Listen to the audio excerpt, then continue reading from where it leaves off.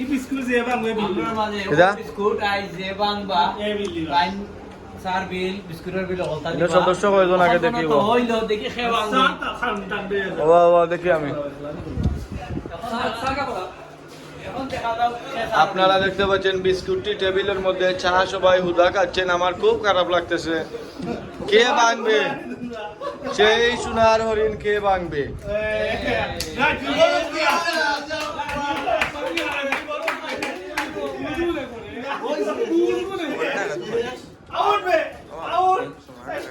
আমি জনতা মঞ্চের নেতা, আমি স্বৈরাচারী বিএনপি আওয়ামী লীগ কোনো দলকেই সাপোর্ট দিব না।